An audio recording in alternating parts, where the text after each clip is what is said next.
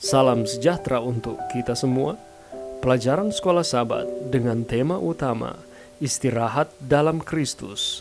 Pelajaran ke-8, Bebas untuk beristirahat. Sabat petang. Ayat hafalan, Tuhan adalah terangku dan keselamatanku. Kepada siapakah aku harus takut? Tuhan adalah benteng hidupku. Terhadap siapakah aku harus gemetar? Mazmur 27 ayat 1. Banyak orang yang Yesus jumpai dalam pelayanannya di dunia ini adalah orang sakit, kadang-kadang bahkan hampir mati. Mereka berduyun-duyun kepada Yesus untuk penyembuhan dan beristirahat dari penderitaan mereka, dan mereka selalu menerimanya juga. Kadang-kadang dia hanya mengucapkan sepatah kata dan mereka sepenuhnya dipulihkan. Kadang-kadang dia menyentuh orang yang sakit dan secara ajaib mereka disembuhkan.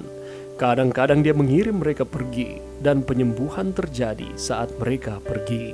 Yesus menyembuhkan laki-laki, perempuan, anak-anak, orang Yahudi, non-Yahudi, orang kaya, dan orang miskin yang sederhana.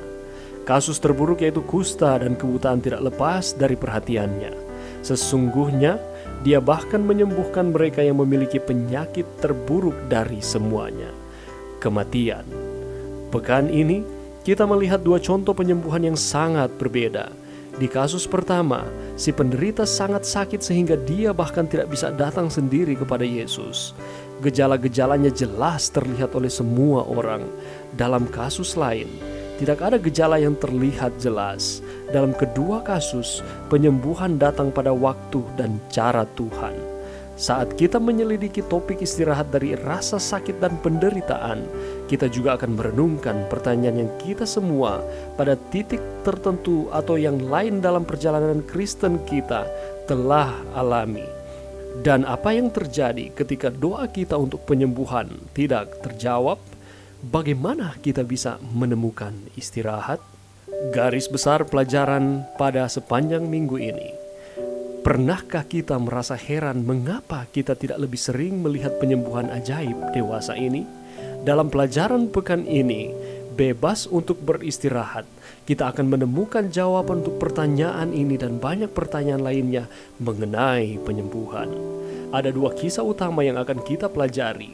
Kisah dalam Perjanjian Baru mengenai penyembuhan orang lumpuh dan kisah dalam Perjanjian Lama mengenai kisah Elia. Meskipun kisah-kisah tersebut terjadi pada waktu dan tempat yang sangat berbeda dan dalam keadaan yang berbeda, mereka saling melengkapi satu dengan yang lain. Mereka memberikan kita gambaran yang lengkap mengenai penyembuhan ilahi daripada jika salah satu kisah saja yang dipelajari. Dalam penyembuhan orang lumpuh tersebut, Yesus menciptakan sebuah pertentangan oleh mendeklarasikan bahwa dosa-dosa orang tersebut telah diampuni sebelum menyembuhkan penyakit fisiknya. Ini adalah sebuah tindakan yang disengaja oleh Kristus. Penyakit dalam jiwa orang ini lebih besar daripada penderitaan tubuhnya. Dia sedang menderita beban rasa bersalah dan malu karena gaya hidupnya yang berdosa pada masa lampau. Seandainya Kristus hanya menyembuhkan tubuhnya, kesembuhan pastilah tidak lengkap. Elia di sisi lain adalah seorang hamba Allah yang patuh. Dia telah dengan setia bersaksi bagi Tuhannya selama kemurtadan Israel yang dalam.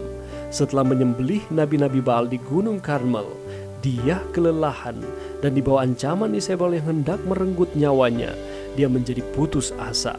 Allah menemuinya di mana dia berada dan melayani kebutuhannya. Kita akan lebih mendalami pelajaran rohani yang kekal ini dalam dua kisah pelajaran pekan ini. Sepanjang pekan ini, kita akan melihat dua contoh penyembuhan yang berbeda yang dituliskan di dalam Alkitab. Kita akan melihat bagaimana Allah berkuasa menyembuhkan penyakit fisik, bahkan lebih dari penyakit fisik. Allah dapat menyembuhkan penyakit hati yang diderita oleh manusia. Dan kita dapat memperoleh pelajaran yang berharga bahwa Allah sanggup menyembuhkan kita dari berbagai jenis penyakit. Dan lebih daripada itu, Tuhan akan memberikan ketenangan di dalam jiwa kita. Mari kita mempelajari akan pelajaran sekolah Sabat ini, karena akan ada banyak manfaat yang akan kita dapatkan. Kita akan terus setia kepada Tuhan dan terus dikuatkan lewat pelajaran-pelajaran yang kita sementara pelajari. Mari berdoa. Terima kasih Tuhan atas firman-Mu pada saat ini. Bantu kami untuk terus beriman kepada Tuhan, bahwa kami akan terus aman di dalam perlindungan Tuhan di tengah-tengah berbagai jenis penyakit yang sedang mewabah, terlebih khusus pandemi virus corona. Kami akan memperoleh ketenangan dan kesembuhan hanya di dalam Kristus. Kami akan memperoleh istirahat hanya di dalam Tuhan saja. Ini doa kami di dalam nama Yesus. Amin.